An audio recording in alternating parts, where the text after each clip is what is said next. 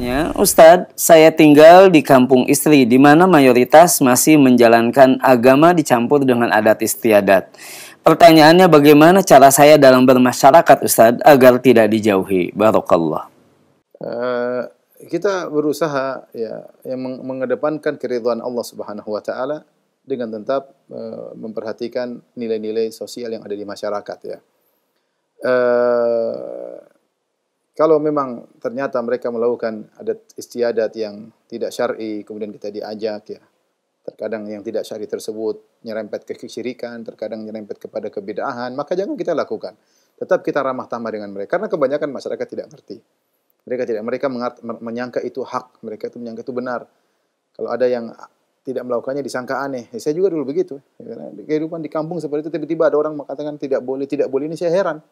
Kaget ya. Sebagaimana para sahabat dahulu, mereka biasa tidak melakukan sesuatu, tiba-tiba ada yang melakukan, mereka juga heran. Seperti kisah Abu Musa al-Asy'ari ketika bertemu dengan Ibnu Mas'ud, ya, melihat ada orang berzikir rame-rame di masjid dengan bawa kerikil, sabbihu mi'ah, bertasbih 100 kali, halilu mi'ah, 100 kali bertahlil rame-rame, ya. Maka dia heran. Sahabat begitu, ini heran, ini tidak ada di zaman Nabi melakukannya. Para sahabat maka dia heran, dia tanya kepada Ibnu Mas'ud. Tapi Ibnu Mas'ud akhirnya mengingkari ya.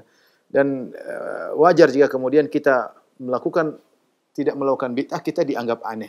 Kita tidak dianggap aneh. Seandainya yang mereka lakukan di zaman Nabi, mereka akan dianggap aneh di zaman para sahabat.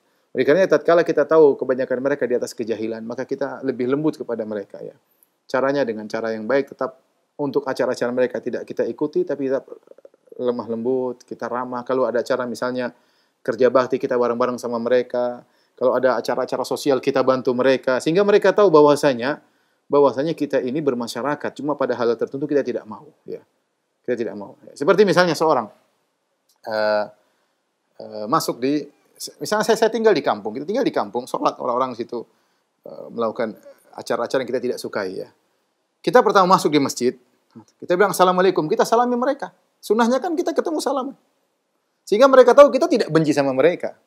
Sehingga kalau misalnya setelah sholat saya tidak salam-salaman, ya mereka salam, terserah mereka. Saya tidak salam-salaman. Mereka tidak benci kepada saya karena mereka tahu saya kalau masuk saya salami mereka. Maksudnya saya senyumin mereka, salam gimana Pak, tanya kabarnya. Saya ngobrol sama mereka. Nanti pas acara yang mereka lakukan saya tidak ikuti, mereka tidak marah. Ya.